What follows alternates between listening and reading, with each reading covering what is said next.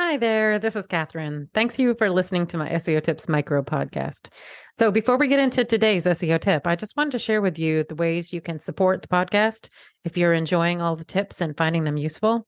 So, you can send me a donation at buymeacoffee.com/Catherine W. Ong, O-N-G, and that's Catherine with a K.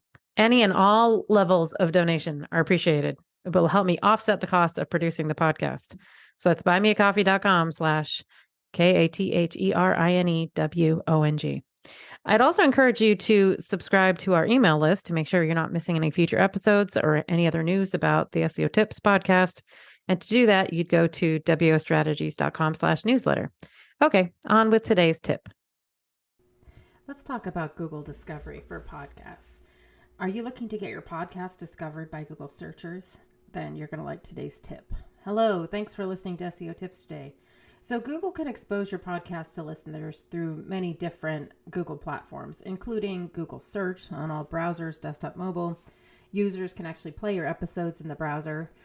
You can also be displayed on Google Search app for Android, the Google Podcast app, obviously, Google Home speaker systems, the content action for the Google Assistant, Android Auto. Ultimately, for Googlebot to discover and surface, quote, playable podcast content from your podcast, and therefore increasing the discovery and plays of your podcast content, the following requirements need to be met. The podcast needs a dedicated homepage that describes what the podcast is about and that meets Google requirements. I have a link on my website and its webmaster guidelines. Now, if you have a podcast hosting provider, the instructions are actually pretty simple. You just go to Google Podcast Manager, have your podcast RSS feed ready, and your RSS feed needs to have your contact email in it. And the rest is pretty straightforward. You just kind of click through and you're done. Now, if you host the RSS feed yourself, there's some extra steps and you need to make sure your RSS feed is configured correctly. Googlebot ultimately needs to get to your podcast homepage and RSS feed. The podcast has to have a dedicated homepage. I've got some elements on requirements on my website. And the homepage must have a link pointing to the RSS feed that meets Google's requirements.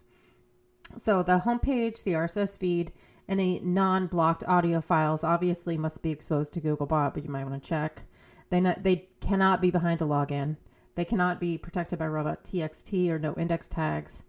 The RSS feed should additionally be submitted to Google Search Console, and Bing Webmaster Tools loves RSS feeds, so go ahead and submit them there. Each episode ideally should have its own page, its own URL. This is more with my SEO hat on. And on that page, you're going to want to have well-structured HTML markup, H1, H2, H3s, have a link to the audio transcript, as well as to useful tips and tools mentioned during the podcast episode. That page should have an optimized URL, title, and meta description. And the on-page copy should mention any topics that you want to appear for. That includes the overall topic, the interviewee, any brands mentioned during the episode. There's a couple other things you might want to consider, like displaying the episode length, the date published. Definitely provide show notes or an audio transcript with timestamps. That helps Googlebot as well as your users. You might want to display key takeaways, provide checklists, worksheets, resources, especially if you can mention brands that were mentioned in your podcast. And then when you share on social, make sure you mention the brands that are mentioned on your podcast, see if they can retweet you, reshare. Ideally, a call to action on each podcast page, particularly driving people to subscribe to your podcast. And you don't necessarily need to worry about structured data for podcasts. Google's actually moved all of this to the XML feed and the RSS feed. But if you're hosting your own, there's extra steps. Don't have to worry about it if you're on a hosted player. You're going to want to have an embedded audio player on your podcast page and make it easy for people to share, which the audio player probably even has that function. But go ahead and make sure you verified your podcast with Google, with their podcast manager, because Google's now supplying metrics that you can use to see how many people have found your podcast via Google. And your podcast host should help you distribute to all of the other platforms, usually just a bunch of clicks. Otherwise, you're going to need to check the requirements per platform and manually submit your RSS feed.